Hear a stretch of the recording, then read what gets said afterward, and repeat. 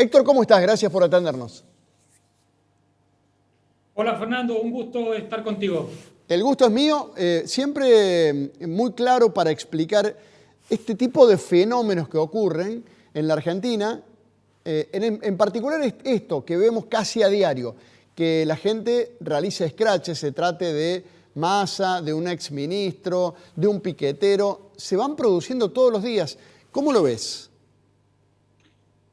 Mira, primero hay que entender un poco la naturaleza de lo que conocemos como escrache, que es un concepto que es muy argentino, pero también tiene una dimensión universal, que es la manifestación o la expresión de un malestar, de un descontento, de algo que molesta a cierta parte de la ciudadanía, más amplia o más reducida, y que se produce en contextos, esa expresión de malestar o de descontento se producen en contextos de espacio público, ¿no? Eso también es importante tenerlo en cuenta.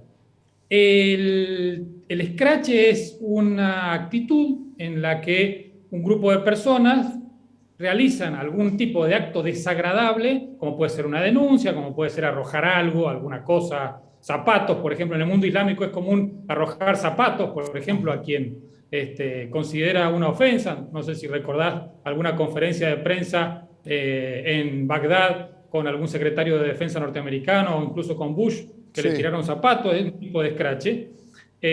Y entonces ese tipo de actitud o de acto se convierte en un acto de malestar o de descontento, ¿no?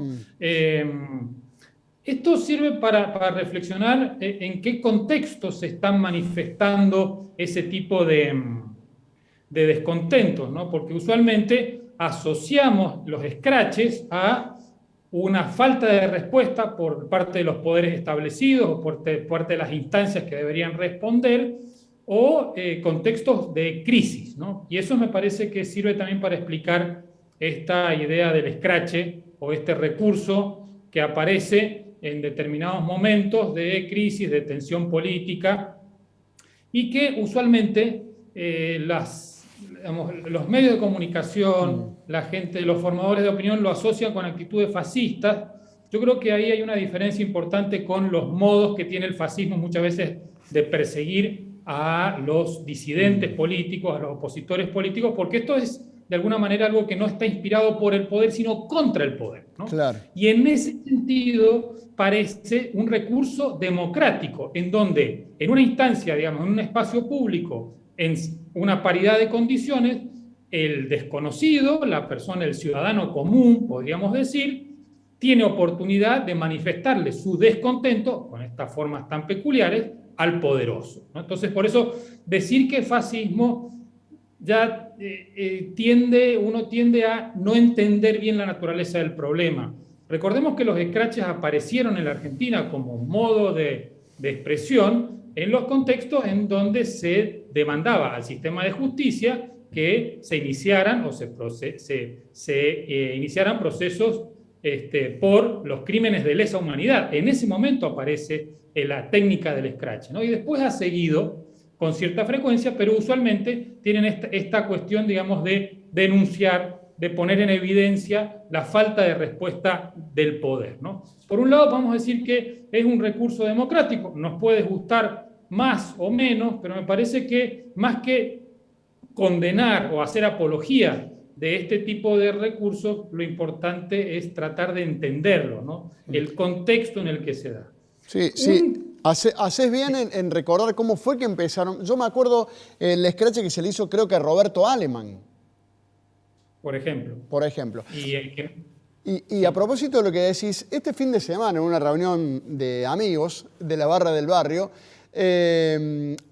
bueno, muchos decían, me preguntaban sobre todo a mí, porque yo decía, bueno, hay que tener cuidado con los scratches, y varios eran los que me desafiaban, por decirlo de alguna manera, y me decían, pero Fernando, ¿cuál es el problema si yo expreso bronca, expreso mi repudio, expreso lo que no me gusta? Y bueno, la forma de hacerlo es cuando me cruzo a alguien a quien le quiero hacer eso. Claro, lo que pasa es que eso a su vez se multiplica, Héctor, se masifica, bueno, por el celular, porque todo el mundo filma y después todo eso no queda solamente en un hecho donde yo me enfrento con el exfuncionario o el funcionario. Eso se multiplica.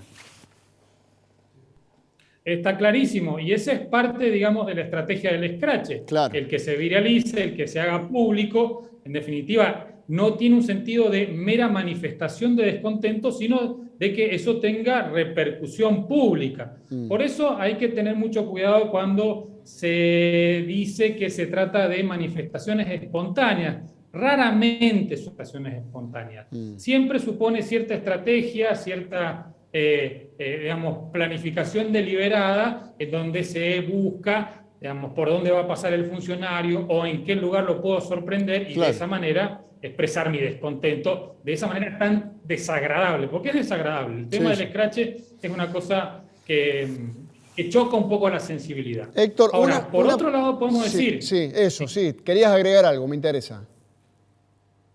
Quería decirte que es un problema también de demandas insatisfechas en términos de oposición. Es decir, hay un problema ahí en el cual el poder no está dando respuesta y los canales habituales que tiene la democracia para que esa oposición, que ese descontento se exprese, se manifieste, no está funcionando. Entonces hay una responsabilidad por parte del gobierno, pero también de la oposición de no estar dando, digamos, es un canal institucional, racional, respetuoso a todas esas demandas y a ese malestar que se está manifestando.